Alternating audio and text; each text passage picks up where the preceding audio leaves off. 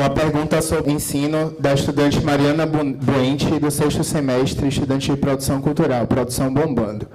Como os candidatos pretendem lidar com denúncias de machismo e homofobia no ambiente acadêmico, principalmente quando estas denúncias acusam o corpo docente? 3 minutos para a resposta. Eu creio que a questão, né, já foi bastante conversada aqui apresentada aqui nesse bloco. O que Suzana já apresentou, essa questão do diálogo, acho que é fundamental.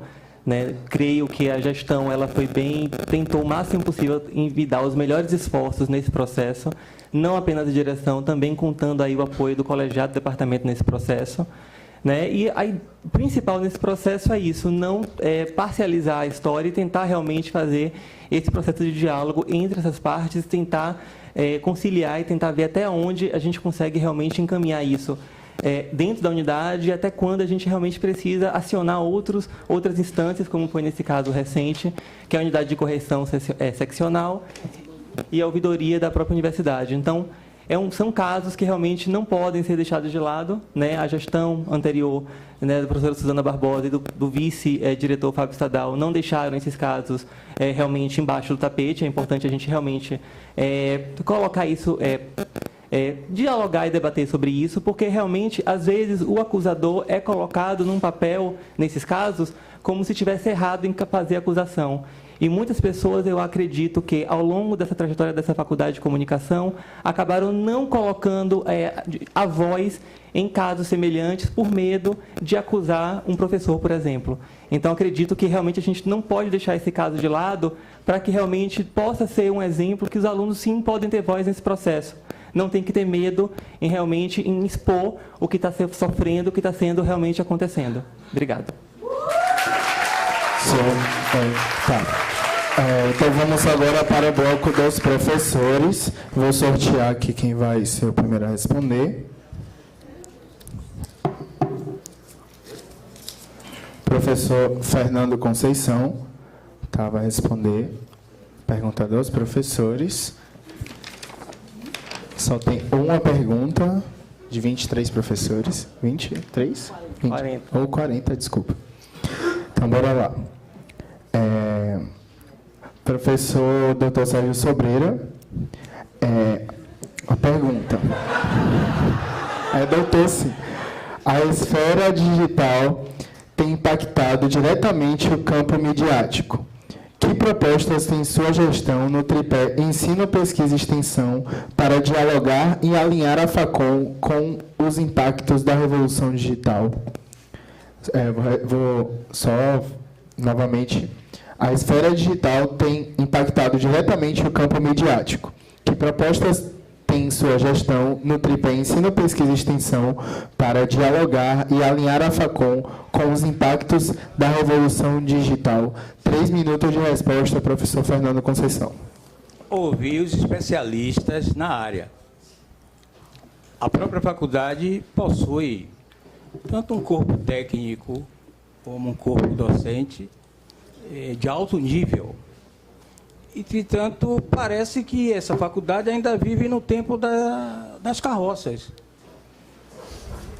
Quer dizer, ela é uma faculdade não digitalizada.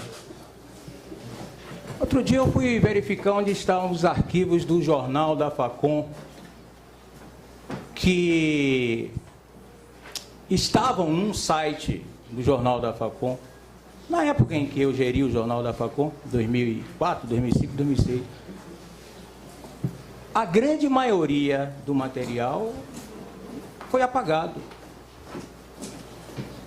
Quer dizer, a sociedade avança, o mundo digital ganha dimensão e a faculdade de comunicação corre atrás do prejuízo.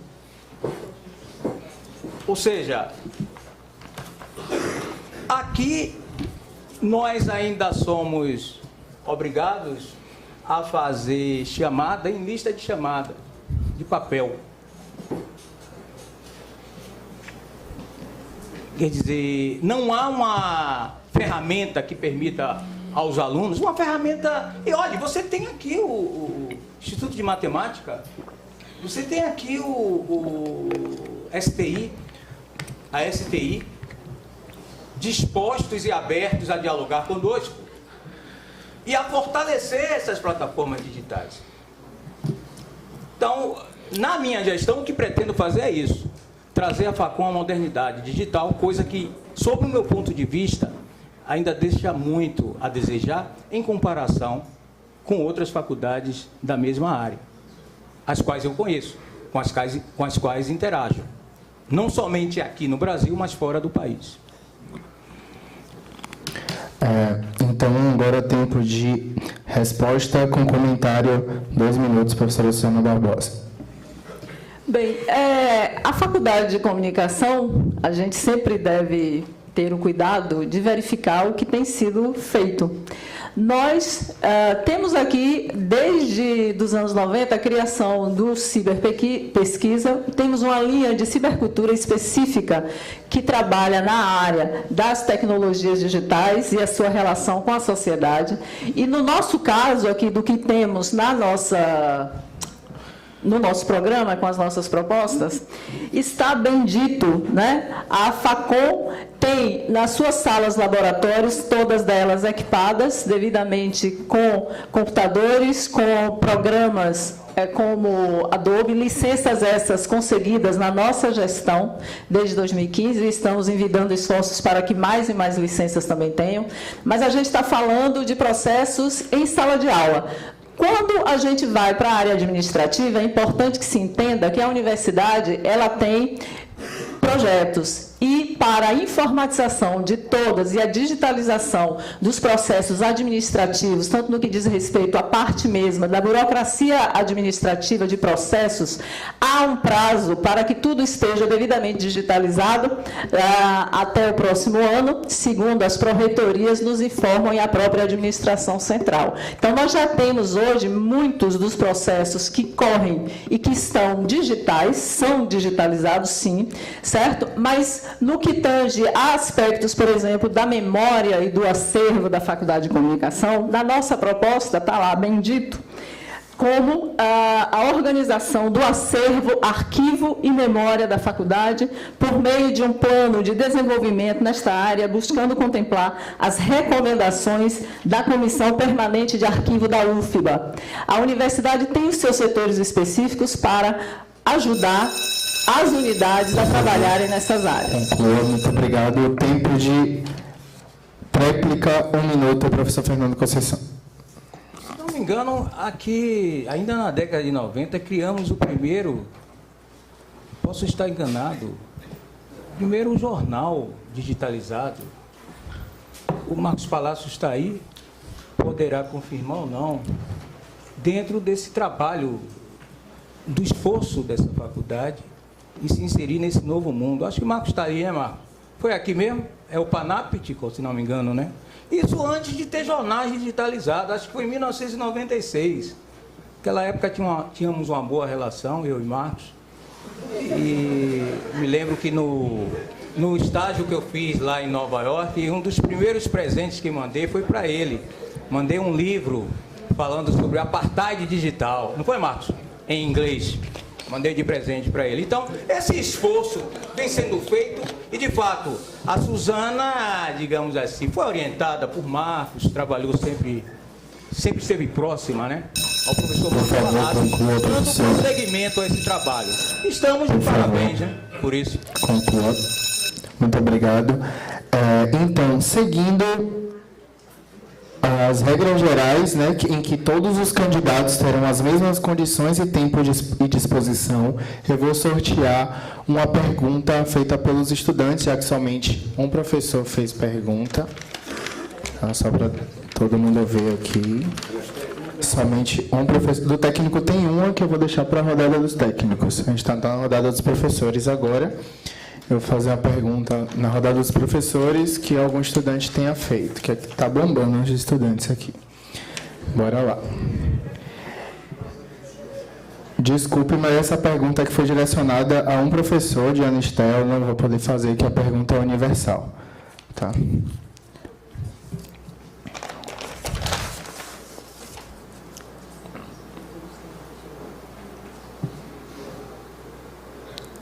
Mesma coisa, também direcionada a um candidato.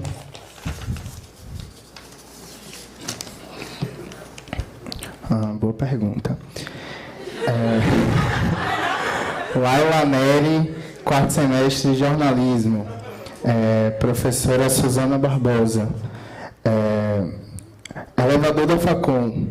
Como a faculdade e prédio funciona ilegalmente sem acessibilidade? Como ambos os candidatos visam resolver o problema que já permanece por mais de um ano? Professora, 3 minutos de resposta.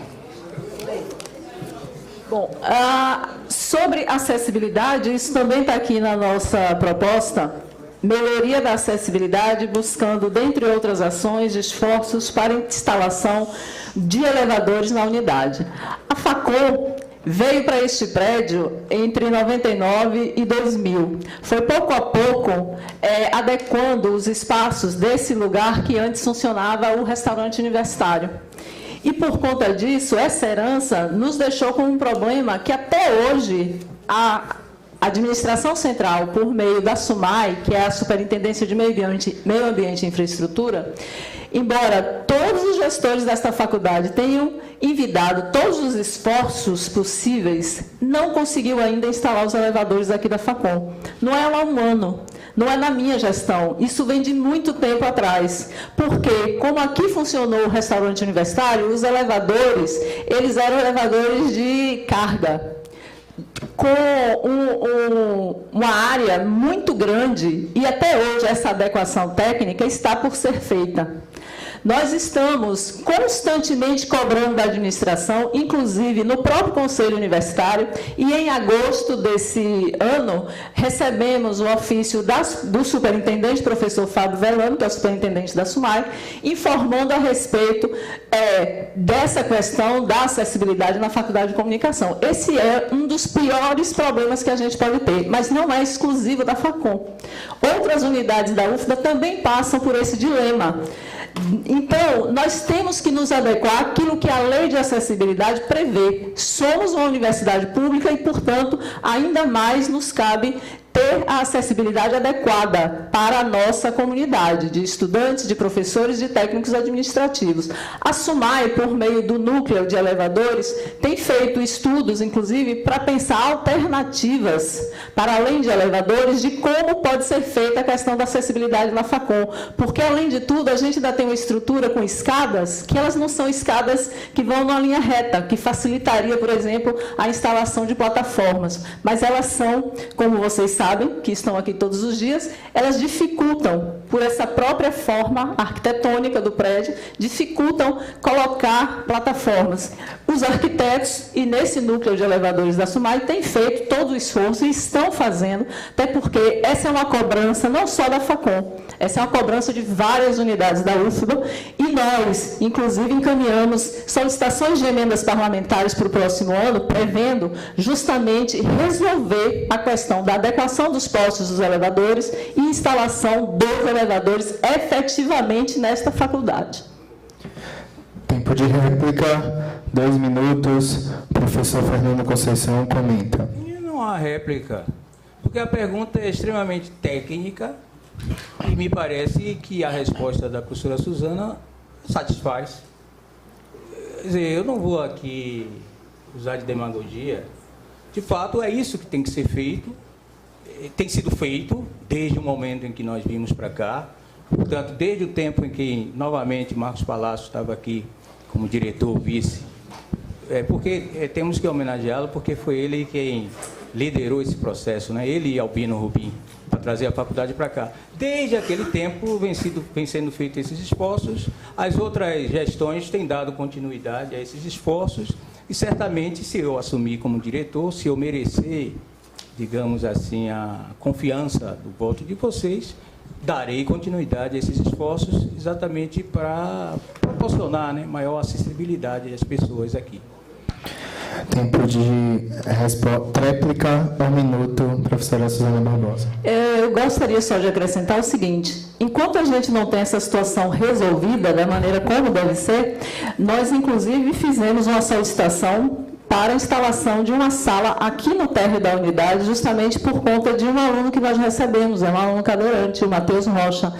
E essa iniciativa da Faculdade de Comunicação, inclusive, foi bastante elogiada, por exemplo, pelo núcleo que acompanha e que dá toda a assistência às pessoas com deficiências da UFBA, porque outras unidades têm problemas semelhantes aos nossos, mas nós também estamos buscando alternativas, como, por exemplo, a instalação da sala aqui no térreo. Não é aquilo que a gente gostaria e não é isso definitivamente. Para ficar bem claro, foi uma forma encontrada pela direção, juntamente com a SUMAI e a administração central, para buscar minimizar e prover da melhor maneira possível, porque no térreo a gente só tem auditório e essa sala agora.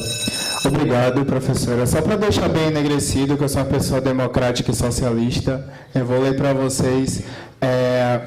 As perguntas foram feitas, foi direcionada para uma pessoa, para um candidato, e as perguntas foi dito que nas regras que as perguntas têm que ser universais para os candidatos.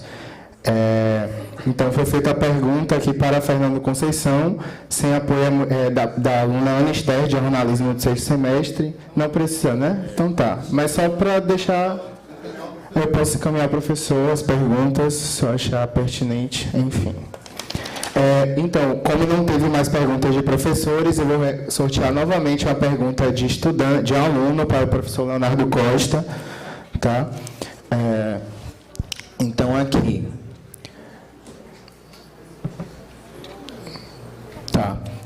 O Wallace Teixeira, estudante de produção cultural.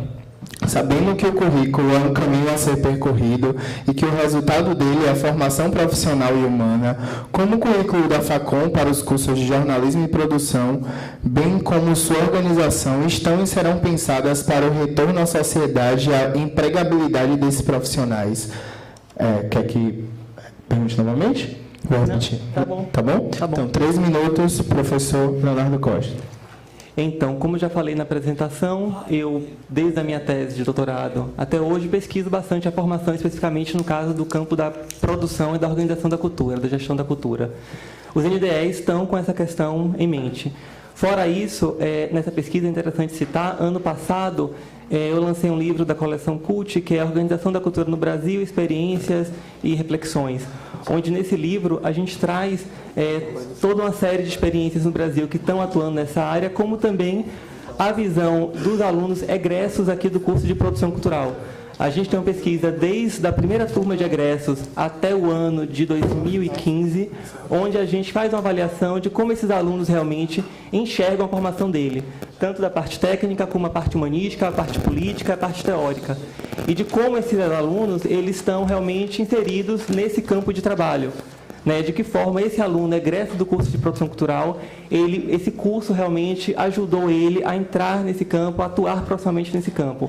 Então, o NDE, de alguma forma, ele está com essas bases, a gente tem todo esse trabalho baseado nisso, a gente não está discutindo o currículo de forma alienada essa realidade, a gente tem toda uma pesquisa em relação aos egressos e também uma pesquisa em relação aos ingressos que foi publicada, mas no caso dos ingressos em relação ao curso de produção cultural, para entender um pouco mais sobre o perfil socioeconômico, o perfil desse aluno que realmente está entrando aqui, quem está optando realmente por cursar essa carreira, essa possível futura profissão de um produtor cultural. Obrigado. Obrigado, candidato. Então, aqui do técnico administrativo, somente uma pergunta também, tá? Não tem mais. E ela foi direcionada a um candidato. Ela, infelizmente, ela vai ser anulada também. Então, como estamos já se aproximando ao tempo, eu vou sortear uma última pergunta de estudante, 3 minutos para cada candidato responder, sem direito a réplica e tréplica, vai ser por sorteio, tá? E depois a gente parte para o último bloco. Ficou claro? Cada um responde essa última pergunta, 3 minutos, e a gente... Tá. Pergunta de Vitória Santana, 6º semestre de produção cultural. Sobre o curso de produção cultural e contando com a contratação dos novos professores para a área, quais as suas propostas de reforma nas matérias optativas? Há a pretensão de ampliar e criar matérias com foco na área cultural / produção, não somente ligadas de forma específica à comunicação. Eu vou sortear aqui agora o candidato ou candidata que irá responder. Professor Leonardo Costa. Precisa ler novamente? Tá. 3 minutos. Então, essa pergunta, a gente teve um processo na semana passada de apresentação pública, que o NDE de Produção Cultural ele fez aqui nesse auditório também, e a gente fez essa apresentação dessa mudança que a gente está propondo em relação ao fluxograma do curso de Produção em Comunicação e Cultura. Uma das mudanças é que os alunos eles possam ter liberdade na escolha de optativas. Hoje em dia, o aluno ele tem uma escolha de optativas que estão ligadas ao fluxograma de comunicação e também algumas optativas que são de outros cursos, como dicção, história da arte, psicologia das relações humanas, algumas poucas disciplinas que são ofertadas, que são realmente indicadas como optativas. A gente pretende que o aluno ele possa realmente escolher livremente entre as optativas do fluxograma qualquer uma que ele tenha interesse em fazer em relação à UFBA. Isso porque, para facilitar o processo, desburocratizar o processo, que hoje em dia ele tem que fazer um processo de aproveitamento de eletiva no colegiado, e para também ampliar essa relação que a gente possa ter em relação à Faculdade de Comunicação com a UFBA. A gente não pode esquecer que o aluno da Facom é um aluno da universidade. E a gente tem uma série de institutos e escolas que estão aí na área de artes, por exemplo, com uma centena de anos ou com mais de 50 anos de experiência, que podem muito ajudar na formação multidisciplinar desse produtor cultural, por exemplo. No caso, a pergunta aí foi sobre o curso de produção cultural. Então, é interessante a gente pensar essa relação com a escola de dança, escola de teatro, escola de música, escola de administração, que a gente também quer pensar um pouco além de optativa, também pensar numa disciplina obrigatória em relação à escola de administração. Pensar todas as escolas possíveis que a gente pode ter esse diálogo de conhecimento em relação à formação desse produtor cultural. Eu sempre sou sucinto, obrigado.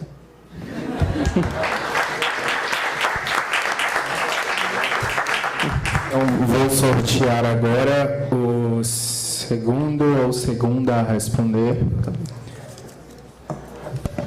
Candidata professora Suzana Barbosa, 3 minutos para a resposta.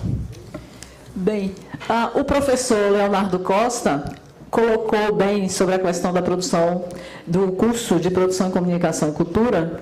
Eu gostaria daqui também, nessa pergunta, poder contemplar o que está realizando o NDE de Jornalismo. Nós fizemos a apresentação também aqui neste auditório, no semestre 2017-1, da grade proposta pelo NDE aos estudantes. Primeiro, para ouvi-los, né, quer dizer, obviamente, antes disso, passou no departamento para a apresentação, isso ainda será encaminhado futuramente para apreciação e homologação, esse processo, e depois ele tem que correr internamente pelas instâncias da universidade até ser implementado. Então, o núcleo docente estruturante de jornalismo tem trabalhado justamente para buscar adequar o nosso curso, que pelas novas diretrizes curriculares do MEC, ele passa a ser curso, não mais habilitação. Essa é uma mudança importante para jornalismo e nós precisamos nos adequar porque não é facultativo. Nós temos que fazer isso porque o MEC coloca essa necessidade para todos os cursos de jornalismo no Brasil. Então, nós estamos buscando adequar a questão do ensino às novas demandas, tanto no sentido da formação profissional na área de jornalismo, contemplando aí algumas modificações importantes no sentido de como as disciplinas passarão a ter uma conformação, né? A gente vai ter uma mudança substancial. Passaremos a ter disciplinas com professores, principalmente da área prática, que hoje são as oficinas. Teremos o que nós chamamos de redações integradas de 1 a 6, para buscar, ao longo dos semestres, trabalhar bem as práticas. Mas aqui, ressaltando, e é sempre importante para os alunos a gente dizer isso, que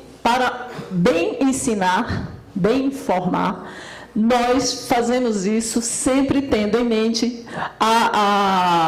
esse binômio, aspectos teóricos, de fundamentos teórico-conceituais, que nos dá a base, o suporte para melhor formar. Então, quando o aluno diz assim, é oficina, ela é mais prática. As teóricas, às vezes, os alunos costumam colocar alguns questionamentos, mas é importante a gente entender. Não existe formação dissociada. Teoria e prática, elas andam juntas. E é por isso que a pesquisa é fundamental. Né? É por isso que os professores, quanto mais desenvolvem as suas investigações nas suas áreas específicas, ajudam enormemente à melhoria do ensino e da formação. Lembrando aqui sempre de um verbo que o professor Marcos Palacios, aqui presente, gosta sempre de dizer aos alunos: formar é um verbo reflexivo. Formar-se. Obrigado. Mesma pergunta, candidato professor Fernando Conceição. Assim como é certo que a habilitação de jornalismo deve se impor como um curso, até por exigência das novas diretrizes, também temos que garantir que produção cultural, seja garantida a produção cultural, o status de curso em produção de comunicação e cultura. A pergunta dirige-se à questão das disciplinas optativas. Eu sinto que este curso de produção cultural ele poderia se integrar mais ao mundo cultural da própria universidade. Essa Universidade Federal da Bahia, o que produz de atividades, de eventos, né, de festivais, de encontros, qual é a integração que esse curso de produção cultural tem com essas atividades todas que estão pululando aqui na universidade? Quer dizer, eu sinto uma distância do curso de produção, né, com o fazer, com o produzir de fato produção cultural. Tivemos agora o colóquio, né? O congresso da UFBA, né? Eu me pergunto qual foi a participação do curso de produção cultural na organização, na estruturação, na produção desse importantíssimo evento, que está se tornando um evento, inclusive, calendarizado. Né? As festas que pululam por aí, que acontecem por aí. Aliás, é algo que eu ressinto, né? Como essa faculdade, ela parece que deixou de ser feliz. Se tornou sisuda. Em comparação ao meu tempo de estudante, em comparação aos meus primeiros anos de professor. Quer dizer, um ambiente que remete muito a uma ideia de templo religioso. E não uma faculdade que possui um curso de produção cultural, que deveria estar aqui efervescendo de cultura, produzida por esses alunos dessa habilitação, que deve se tornar um curso, né? Então a pergunta é, como as optativas podem favorecer mais a prática da produção cultural? Existem professores aqui capacitados nesta área e acredito que podemos conversar no sentido de favorecer esse aspecto desse curso. Essa é a proposta que tem. Muito obrigado pela resposta. Então vamos para o quarto bloco. Já estamos chegando às 13 horas. Temos que entregar o auditório. Eu gostaria de solicitar os candidatos se a gente poderia fazer 2 minutos para a fala final, se é de acordo aos candidatos. Seja 2 minutos. Então pronto. Vamos manter os 3 minutos para os candidatos. Tá? Então, em ordem inversa ao sorteio de apresentação, quem inicia é a professora Suzana Barbosa, 3 minutos para a resposta, para a fala final. Bem, nessa minha fala final, eu quero fazer um agradecimento pela atenção, pelo apoio que tenho recebido nesses 4 anos de gestão à frente da Facom. Mas quando eu me remeto a agradecimento, eu falo também desde que eu cheguei aqui como professora. E eu tive a chance de atuar sempre com essa relação de agregar, de dialogar com os meus colegas docentes, técnicos administrativos e com os estudantes, tanto de graduação como de pós-graduação. Então, nesse momento final, eu quero ressaltar a importância de que toda a comunidade da Faculdade de Comunicação, formada por técnicos administrativos, professores e estudantes da graduação e do pós-com, mestrado e doutorado, que participem desse processo de consulta ativamente. Os estudantes, principalmente, têm, na história desta faculdade, um papel importantíssimo em toda a luta que foi travada para a criação da Faculdade de Comunicação como unidade universitária autônoma e também, né, no decorrer de todo esse processo, depois, uma vez já constituída a FACOM, na conquista da sua primeira sede no Canela e depois aqui, onde nós estamos hoje nesse prédio. Então, é muito importante a participação de todos vocês nesse processo de consulta, que é uma consulta informal, de ausculta à comunidade da unidade. E eu quero reforçar aqui que, na minha gestão, a minha experiência durante 4 anos foi de grande aprendizado, de um conhecimento sobre a FACOM, sobre os processos na Universidade Federal da Bahia. Isso só me enriqueceu. Então, eu agradeço bastante por essa oportunidade que eu tive e eu espero contar com a confiança de todos desta comunidade da FACOM para essa nova candidatura para os próximos 4 anos, nesse quadriênio 2017-2021. Eu, sinceramente, agradeço a atenção de todos e que sigamos, né, fortalecendo a história da FACOM, a história de excelência dessa unidade, para a gente melhorar sempre. É isso que a gente tem que ter em mente. Obrigada a todas e todos. Muito obrigado, candidata. Agora, 3 minutos, professor Fernando Conceição. Por favor, coloque as 2 últimas lâminas do meu slide. As 2 últimas Esse é o lâminas tempo e... do meu slide. Segurei. As 2 últimas, a penúltima e a última, com o qual eu me apresentei. Pode ir. Para concluir, é isso aí. Anteriormente a isto, a lâmina anterior, é isso. Eu libero aqui 2 grupos de pesquisa, o Permanecer Milton Santos, o Etnomídia, que agora completou 20 anos.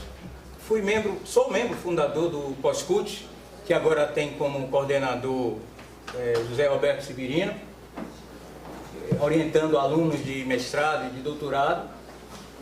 Tenho coordenado projetos de atividades de extensão, que foi pouco mencionado aqui, a C6, de viagens com alunos para prospecção acadêmica em toda a Bahia, várias áreas, inclusive junto a comunidades tradicionais, indígenas e quilombolas. Adiante, por favor. Já orientei na graduação centenas de TCCs. Relembro de novo, fui professor homenageado por alunos formandos em 2 ocasiões. Vencedor de editais de cultura para criação e publicação de livros. E atualmente sou finalista, enfim, do troféu Portal Imprensa, que para essa faculdade ter a honra de ser vencedora, é necessário que cada um de vocês aqui se empenhe e votem via internet. Afinal, a vitória não será minha, pessoal. A vitória, neste caso, será da Faculdade de Comunicação, nota 5. Então, eu espero o empenho de todos vocês, inclusive da professora Suzana como diretora, mobilizando os colegas e os alunos nessa tarefa que só engrandecerá a FACOM.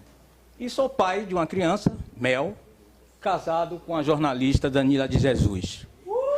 Um aluno perguntou, ninguém vai falar do racismo? Eu não vou falar de racismo. Não há racismo nessa faculdade. O professor Bamba, ao chegar aqui, ele morreu o ano passado. Ele foi recebido, professor Bamba, um africano, com pichações no sanitário, Bamba Macaco, volte para a África, macaco. Não há. Sabe, nessa faculdade pululam chefes negros, diretores negros, na universidade toda. Então essa pergunta que foi feita, ninguém vai falar de racismo? É impertinente num ambiente como esse. Olhe a cara da faculdade e você compreenderá. Não há racismo aqui.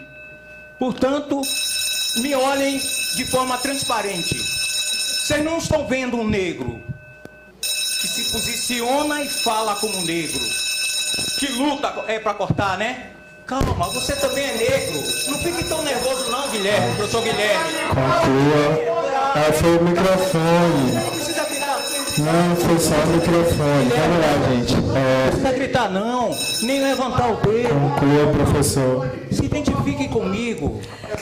Se identifique comigo. É somente isto. Tudo bem, vamos seguir. Eu concluí. Com licença, Fernando, eu pedi para ele ligar Ah, tá bom. estava desligado. Ligar o meu? Não, o meu aqui. Mas era eu que estava falando. Não, foi porque ele tinha desligado. Não, tudo bem, Guilherme, tudo bem. Eu só quero dizer que é impertinente falar em racismo. Por favor, professor. Aliás, a nossa presença já é impertinente.